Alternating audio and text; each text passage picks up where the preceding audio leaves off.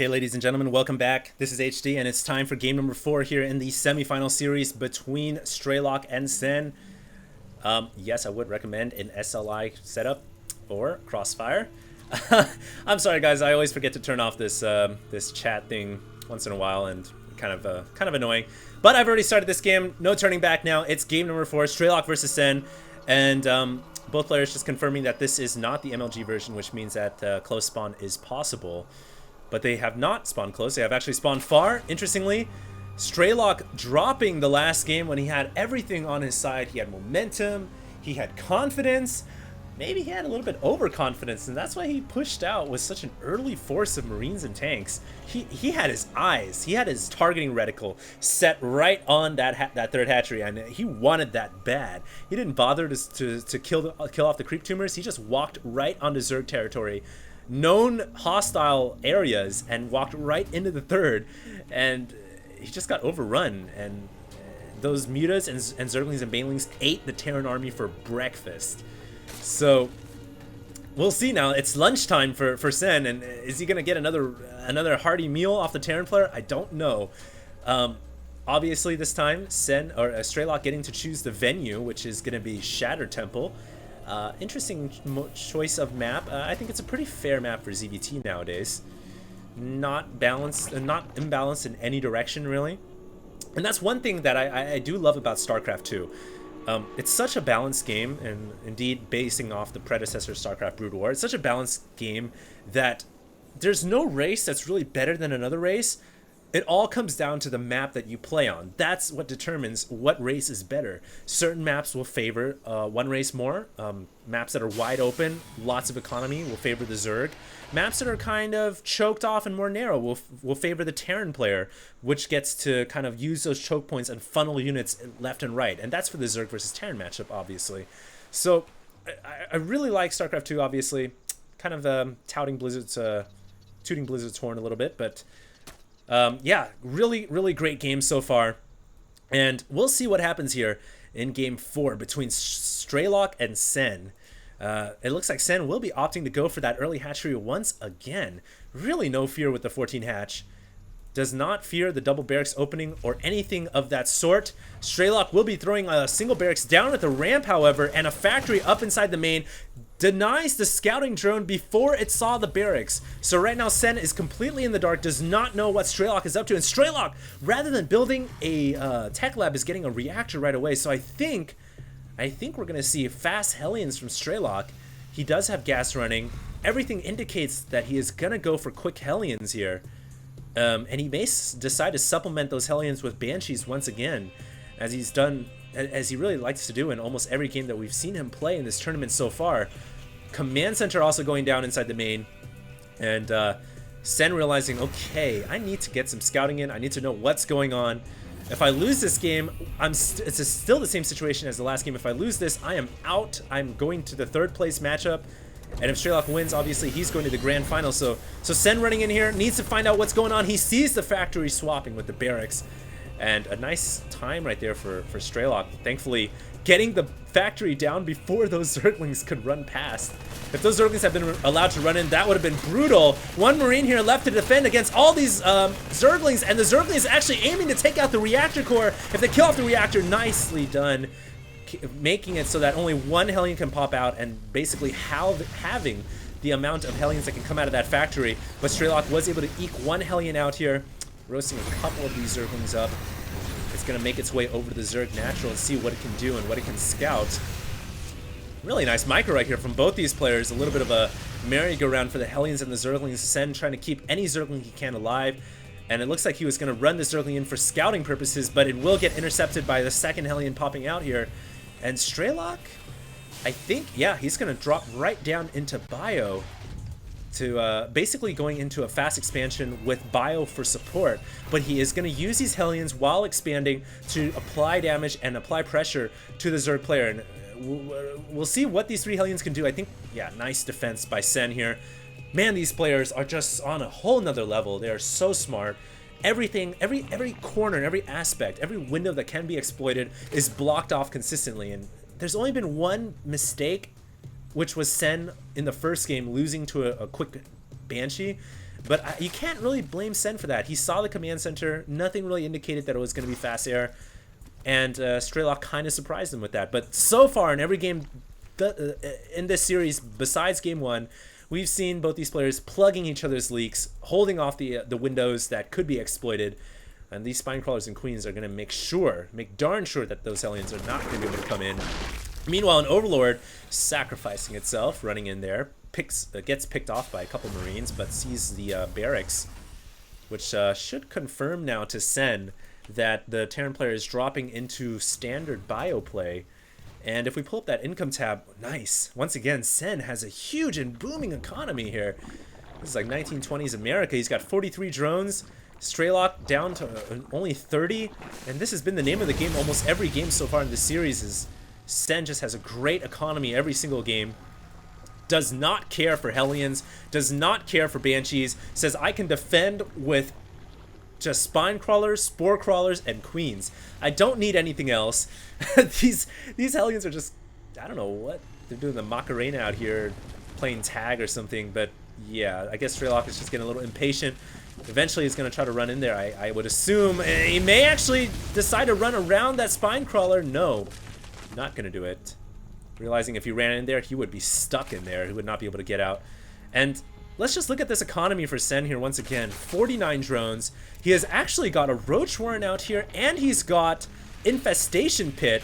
So he may be going for some kind of a, I don't know, Roach Infestor? I think he's just got Roaches to defend against Hellions, but I think he's going to rely mainly on Lings and Banelings and Infestors to defend here, and to comprise most of his bulk of his Zerg army, but he's got to hold on against this attack. Strelok making a very early bold attack once again with Marauders nonetheless. Not a unit you'd expect to see right here in this matchup at this point in the game, and these Marauders could do a lot of damage, forcing Sen to pull his drones off the line, and he's got barely any units to defend against this, and this is the problem with being greedy as a Zerg player, building all these drones, is you might end up having to use the drones to fight with. Finally the Roaches come out. They're like, hey guys, I'm late to the party, but where's the lunch at? Where's the units to kill? But unfortunately for Sen, he actually had to fend off with drones while buying time for his Roaches, and just like that, Strelok balancing the game a little bit, and it's now 41 drones, 41 SCVs to 40 drones. And Strelok taking a pretty good lead right there by moving forward and making an attack happen.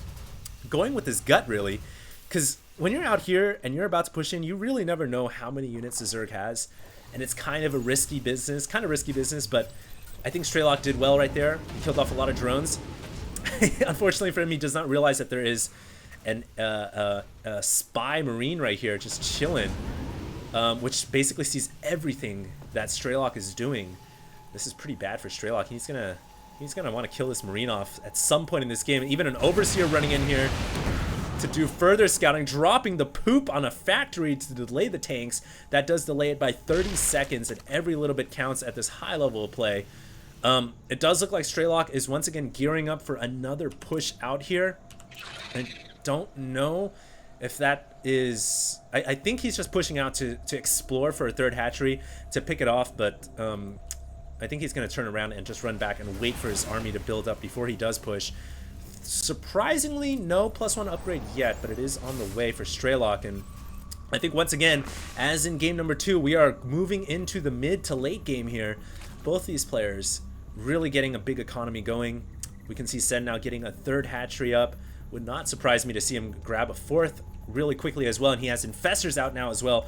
They do have Fungal Growth ready, and they are getting Neural Parasite, supposedly Neural Parasite for the tanks, as well as possibly for Thors if the Terran player decides to go for Thors at some point in this game, which it looks like he will be, as he's got Armory coming down.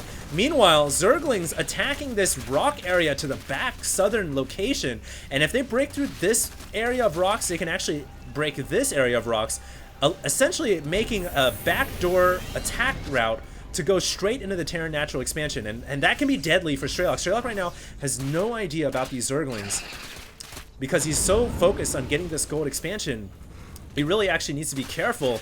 The rock's now about halfway down, but they're still very, very far away from all getting picked off. The Roach is at the center of the map, running forward and seeing that there's a pretty big tank army there. It's going to have to fall back. And nice creep spread right here from Sen. Once again, that's one of the things that Sen has done so well in this series.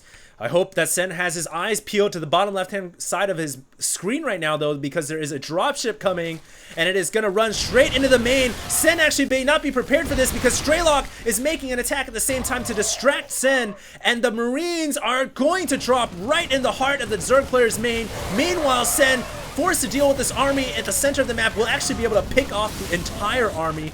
Well done, but as a result, losing about 7 drones, now funneling his Zerglings back. And I think he's got enough to deal with this. Yes, Fungo will seal the deal. And Sen taking a great lead now into the late game, picking off the entire Terran army, only losing a couple of drones at his main. And he kept the majority of his infestors alive, which is really important because those infestors, that energy that they have, as long as they stay alive, it's a recyclable unit. So I really think Sen right now has a pretty good lead after killing off the Terran army in the middle, losing only a couple of drones, which can easily be replenished. As you guys can see here, 10 drones being made. And of course, Sen has this backdoor area that he can still exploit, but it doesn't look like he's gonna do it. Huh. He's just chilling with the Zerglings.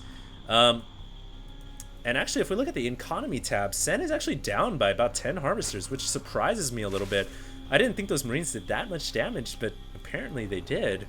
And I guess I don't think this location got attacked, but Sen looks like he may be a little bit. He may not be as ahead as I thought he was, and he's actually struggling to rebuild that economy right now, still behind the Terran player.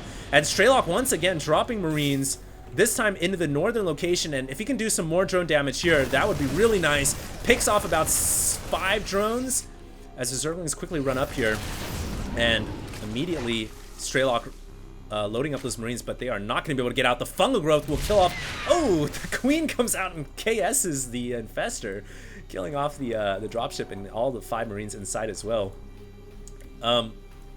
Nice defense right there by Sen. I think these players are pretty even at this point. I don't really see any player who's really ahead or a player who's really behind.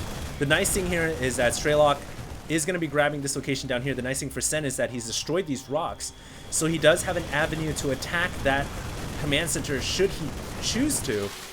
But I think Sen is just going into an even more macro game. He's grabbing yet again another expansion here. You know, one thing that I have to say that Sen is not doing too well is more hatcheries. He doesn't seem like he has that many. He's only got 1, 2, 3, and he's about to grab his 4th. The Terran player also in 1, 2, 3 about to grab his 4th. So actually, Sen really is behind in economy right now. He needs an extra base over the Terran player. Now, he is going to try to exploit that back area that I was talking about, running right behind. Unfortunately, these are not Banelings, because that could have been a big blow up. That could have been the 4th of July right there. But unfortunately, that was not the case, and Strelok is going to be able to make it away out of there with the majority of his SCVs, losing only about 1 or 2. And unfortunately for Sen there, not doing as much damage as he could have done, and now Strelok is alerted to the fact that these rocks are open. So no doubt he will keep a couple of tanks here sieged up just for safety's sake. Meanwhile, we have some dropships moving out across the map. It looks like some infested Terrans picking off a dropship there at the 6 o'clock base. And more Marines coming in here, but these Marines are going to be completely denied by Sen. Very nice defense. Once again, using his infestors and really using a ton of fungal growth to pick off those dropships. You got to be careful there. Don't overuse your fungal growth. You're going to need that for the big battles, Sen. And he's even got Burrow here, and hey, the nice thing about infestors is they can use fungal when they're underground. The Terran player does not see that unless they've got a Raven or Comsat ready to go.